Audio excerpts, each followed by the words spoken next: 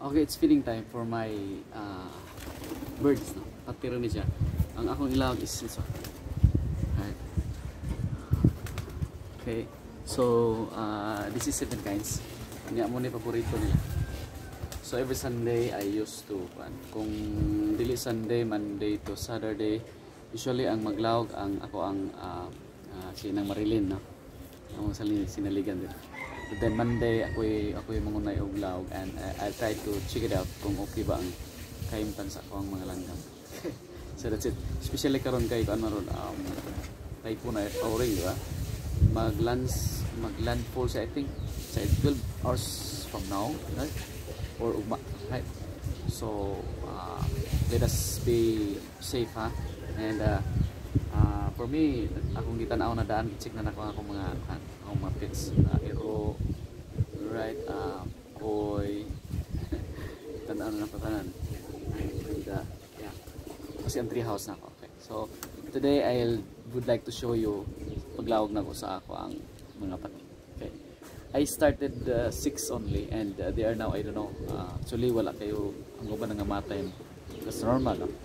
Pasad kayo na ko i-concentrate ang pag-breed. They are actually breeding in a normal way, natural way lagi. So okay, so that's it. Start.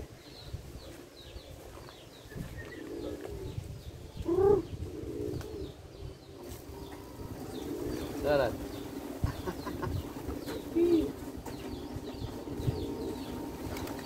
Okay, so that's it.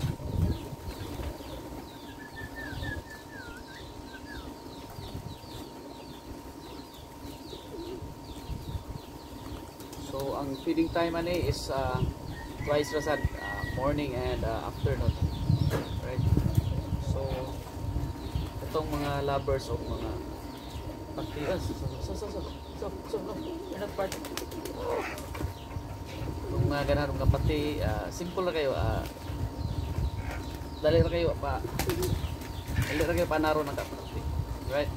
Dalawag lang ang kaduha sa kadlaw. 7 kinds. Mo ni na andan. Medyo mahal lang. Pero ganahan ka sila ka. Pagkaon ka kausas buntag, kausas sa hapon. Nya mo usoda sila dia iniga. Usoda sila dia sila balay iniga gabi na. Ano sila matug. Yeah, right? Come here. Galingaw, no?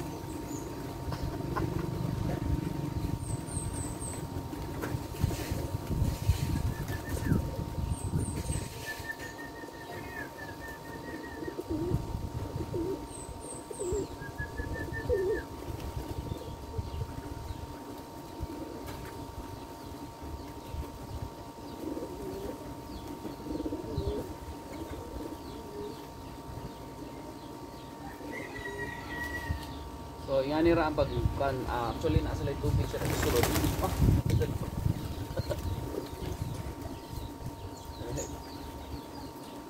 Okay. So hinom na sila tubig. Baka tayo entrance out. Right, gamay lang.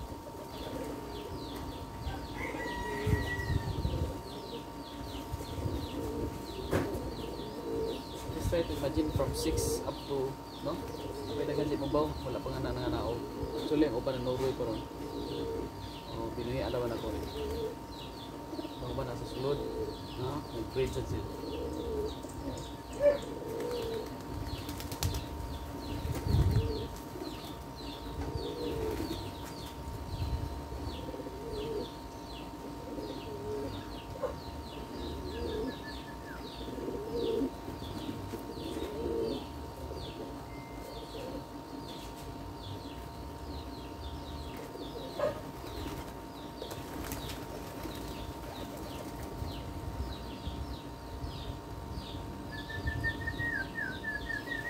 Tawag na ko.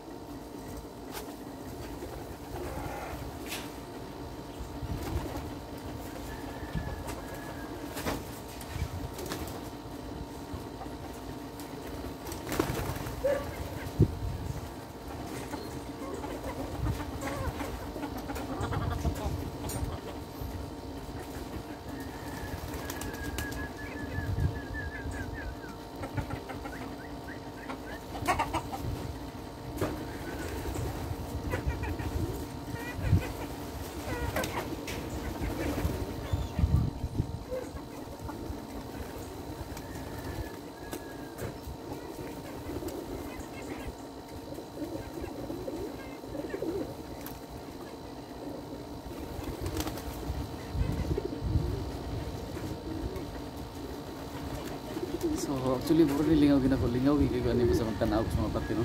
Actually try to imagine no. Nagpidgag langgam. So this one. So sin anti-stress siya. So that's it no.